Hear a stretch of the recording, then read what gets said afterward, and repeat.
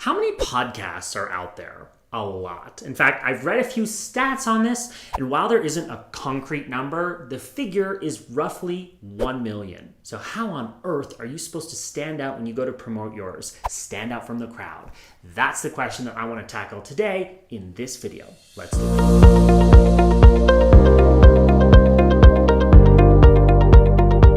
I'm in Mexico City, and the question comes from Zaina, who asks, Phil, I'm currently working on a podcast, and our biggest challenge is engaging and growing the audience. Any tips? Yes, Zaina, I have a lot of ideas on this very topic. Before we dive in on tips, here are a few important stats that you and everyone else should know.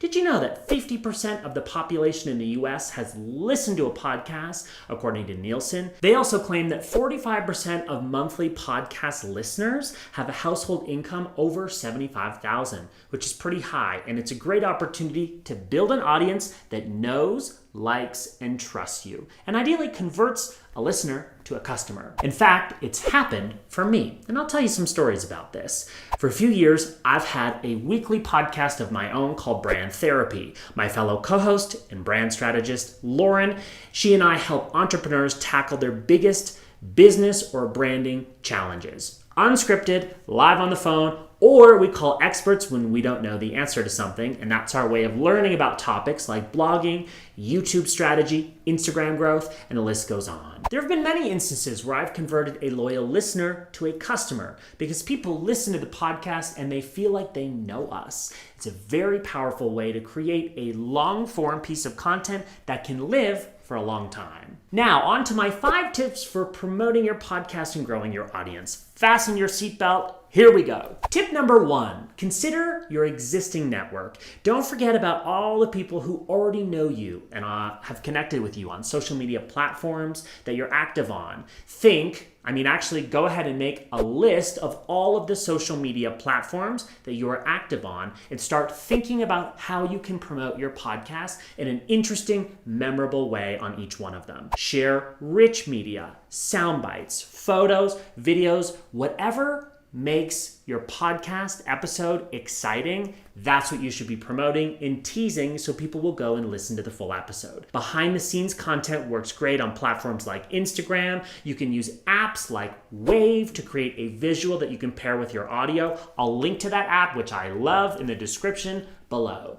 Here's an example of a video that I made for my Instagram story using Wave. Not only do you have to create a great story, but you also have to bring an audience to the table, and Valentina confirms that this is the case. Yeah, like as if writing a book isn't hard enough. You have to write a book and then also have to prove that. A super cool app, and it's easy to use. Again, I'll link to that below. Tip number 2, consider your guests' audience. Leverage their network and make it easy for them to share the podcast episode. It makes sense to think about your guests' audience before you even reach out to book them on your podcast.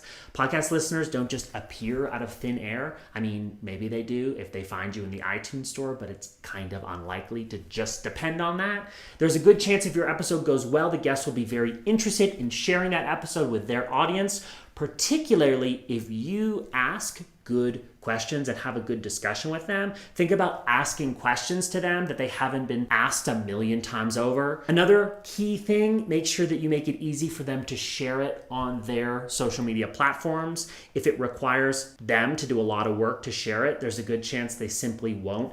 Not because they don't like you, but because they're busy. So think about how you can already, for them, go ahead and pull quotes, images, links, and even pre-write tweets or social posts for them so that they can simply copy and paste or forward it to someone who writes their content for them.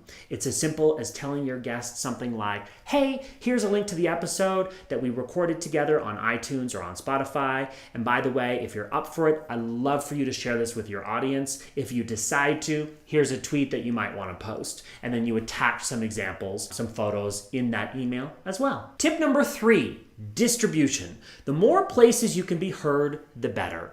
Apple Podcasts is still number one when it comes to hosting podcasts. It's the largest directory, so make sure you are there, but also consider Google Podcasts and submitting your podcast to Spotify. That's our second biggest source of traffic. There are a lot of other tools like Blueberry, Spreaker, Google Play Music Podcast Portal, as well as Stitcher, TuneIn, or iHeartRadio. These are all places that you could be hosting your podcast so that people discover what you work really hard to create. Tip number 4, post your interview on YouTube. Notice I didn't say post your entire episode. I'm actually saying interview because that makes sense for SEO, search engine optimization.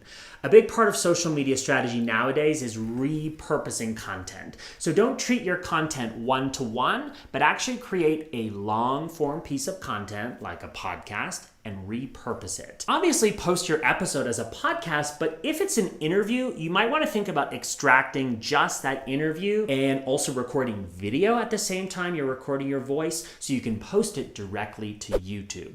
With YouTube, you have the advantage of closed captioning and transcripts that are created automatically, which are hugely beneficial for SEO. Don't forget to actually title your video if you're going to post it on YouTube with the guest's name and the word interview. That will help it perform well if people are actively searching for information on the person that you interviewed or spoke with. Tip number 5, transcribe your audio. My favorite tool for transcribing your audio is called otter.ai. I've used other apps like Rev or Temi, but those cost a little bit of money.